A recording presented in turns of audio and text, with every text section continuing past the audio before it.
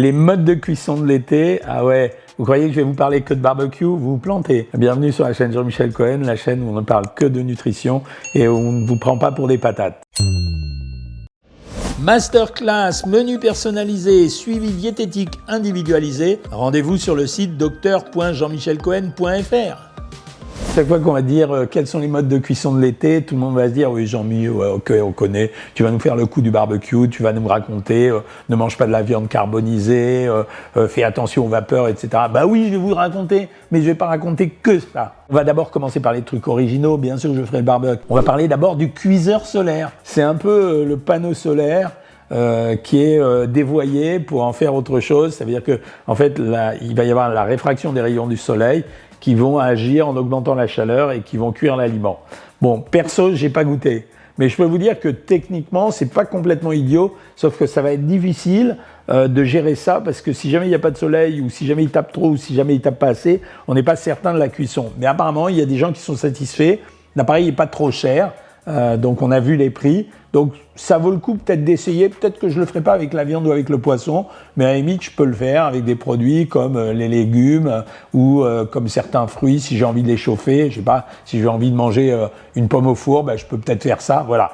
Mais je jouerai peut-être pas trop avec la viande et avec le poisson, parce que pendant toute cette vidéo, je vous rappellerai quand même qu'il y a une chose très très importante, c'est les risques d'infection, c'est le côté hygiénique des choses. Donc cuiseur solaire, c'est nouveau, ça marche. Deuxième mode de cuisson, il y a plein de gens qui font ça. Vous savez, dans les restaurants, on vous sert maintenant des ceviches, c'est devenu à la mode. On cherche tout ce qui est ailleurs que chez nous. Nous, on a des super produits, mais on va chercher ailleurs tout ce que les autres font. Donc les ceviches, c'est quoi? C'est une cuisson par marinade avec des produits qui sont acides ou salés. En fait, c'est la même recette que quand vous préparez du saumon fumé. Le saumon fumé, c'est du saumon cru, simplement vous allez le déshydrater en mettant du sel dessus, et quand vous déshydratez un produit, ben vous avez moins de risque de l'infecter. Alors il y a toujours un risque d'infection, mais vous avez moins de risque de l'infecter. Et ben c'est la même chose. La marinade, c'est une cuisson avec en général du citron, un peu de sel, des herbes, mais finalement ça cuit le produit. Alors on fait ça essentiellement sur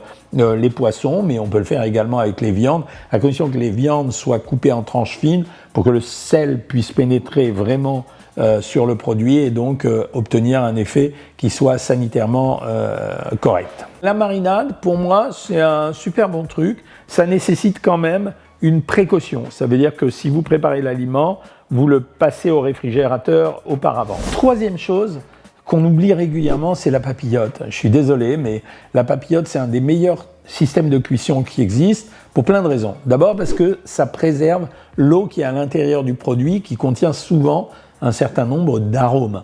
Donc ça veut dire qu'on n'abîme pas le produit, on garde des arômes.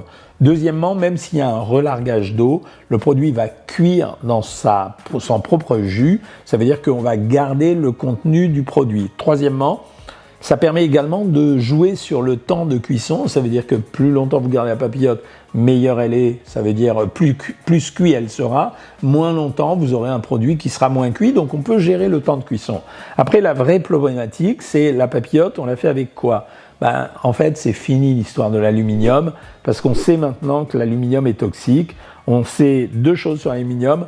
Un, quand vous cuisez avec des feuilles aluminium, il y a un relargage vraiment d'aluminium dans le produit. Et deuxièmement, le danger de l'aluminium, c'est la neurotoxicité. On pense que ça serait incriminé dans les maladies de Parkinson et les maladies neurodégénératives comme la maladie d'Alzheimer. Donc faites gaffe. Aujourd'hui, on trouve plein de systèmes pour cuire en papillote différemment, des petits blocs, on peut le faire dans un bocal en pierre, on peut le faire avec des papillotes en papier essentiellement, et ça marche très très bien. Quatrième mode de cuisson, parce que je veux vous laisser sur votre faim, je veux que le barbecue il arrive à la fin, c'est la plancha ou la pierrade. Voilà, en fait la pierrade ou la plancha, c'est presque kiff-kiff. Le but du jeu, c'est on a une plaque chaude. En fait, c'est quoi? C'est de la poêle qui est posée ailleurs que sur une gazinière. Donc ça veut dire que vous mettez l'aliment dessus, vous connaissez, et en fait l'aliment, en principe, il va cuire également dans son jus. La problématique de cette cuisson, c'est qu'elle est difficilement gérable. Parce que quand vous faites la pierrade, il y a une diminution progressive de la chaleur de l'aliment, donc ça voudrait dire qu'il faut cuire beaucoup au début et pas à la fin. Sur le plan qualité nutritionnelle, zéro avantage. Zéro avantage.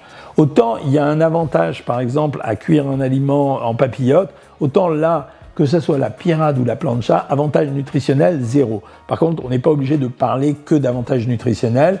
On peut utiliser simplement le plaisir de manger comme ça.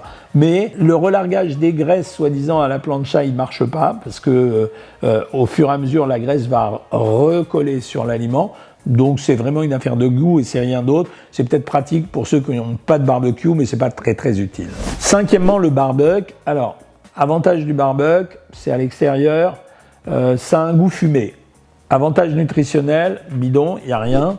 Ça veut dire le dégagement de graisse quand vous cuisez une viande au barbecue est minable par rapport au contenu en graisse. C'est-à-dire quand vous allez enlever 2 grammes de graisse à un morceau de 150 grammes, ben, il restera quand même 28 grammes de graisse, donc c'est pas très intéressant. Avantage, c'est la fumée. Alors il y a beaucoup de gens qui disent il faut pas le manger carbonisé, attention à la carbonisation, c'est pas vrai. À moins que vous carbonisiez à mort et que ça soit une croûte dure, mais vraiment à ce moment-là, c'est juste du brûlé, quoi. Sinon, c'est pas vrai. Quand on est à l'air libre, le barbecue, il n'est pas si toxique que ça. Il faudrait faire un barbecue midi et soir pendant 365 jours pour être atteint par ce qu'on appelle les formaldéhydes, qui sont des substances, quand on les absorbe trop, elles pourraient nuire aux poumons. Tout ça, c'est un peu de la fantaisie pour faire le buzz. Il n'y a pas grand-chose d'intéressant. Il est facile à gérer. Le petit goût fumé, c'est souvent le petit goût du bois fumé ou des cendres fumées qu'on a. C'est un peu plus toxique, mais on n'abuse pas du barbecue suffisamment pour avoir un vrai problème avec le barbecue. Sauf que on peut combiner de temps en temps les modes de cuisson. C'est-à-dire rien n'empêche de mettre une planche ou une plaque sur un barbecue et un barbecue dessous. C'est-à-dire qu'on n'utilise plus la plaque à, mais on met une plaque. Alors c'est intéressant parce que là, on a double effet. Donc cette cuisson combinée de la plaque sur le barbecue avec le barbecue, elle est intéressante parce qu'on a le goût fumé, on a moins de dégagement de matière grasse, mais je vous ai dit que ça ne servait pas à grand-chose, et l'aliment cuit dans son jus, c'est pas si mal que ça. Deuxième oubli dans les barbecues, c'est qu'on néglige la plupart du temps les légumes. Ça veut dire, en fait, on peut cuire des légumes au barbecue. 2 possibilités, soit on utilise une papillote. Alors là, c'est plus compliqué pour la papillote, parce qu'en dehors de l'aluminium, il n'y a pas grand-chose, mais on les place au-dessus et on les met longtemps à l'avance pour les cuire. Ou alors, on utilise la cuisson toujours sur la plaque en coupant en petits bouts, et là, ça devient très intéressant, parce qu'on a les 2 effets, on cuit l'aliment et le légume en même temps que l'aliment, toujours sur la même plaque. C'est pas si mal que ça, moi je trouve, et c'est souvent oublié. Il y a un système qui n'est pas une cuisson, mais qui est souvent utilisé pendant l'été, c'est manger les aliments crus. Ça veut dire, il y a plein de gens qui vont dire, bah, c'est l'été, on va manger des carpaccio, on va trancher notre viande nous-mêmes, on va manger des tartares de bœuf, on va manger des moules, etc. Faites attention. À partir du moment où la température se réchauffe, l'aliment devient une source de contamination très importante. Donc ça veut dire qu'on est très attentif à manger cru, particulièrement pendant les périodes de l'été. Pourquoi ? Parce que la chaleur va renforcer la capacité à faire grossir ou grandir les bactéries et les microbes qui sont à l'intérieur des aliments. C'est pour ça que je suis moyennement réservé. On a fait un gros progrès dans l'humanité en cuisant les aliments. Manger cru, on me pose souvent la question, toujours sur Savoir Maigrir, est-ce que ça a un avantage nutritionnel ? Léger, mais il est contrebalancé par le fait que justement il y a ce risque sanitaire associé. Donc si vous prenez la décision de manger du cru, soyez gentil. Une fois que vous avez préparé votre aliment, il va au frigo, et quand il sort du frigo, il va dans votre ventre après être passé à table. Mais on ne laisse pas ce genre de choses circuler. Je vous assure que ça arrive très très fréquemment, donc c'est pas la peine de prendre de risques. Voilà ce que j'avais à vous dire là-dessus. Si vous avez des commentaires, si vous avez aimé, vous likez, vous partagez, vous commentez, vous me faites des critiques si vous avez envie, et vous me suggérez des vidéos. Et moi je vous dis à bientôt les amis.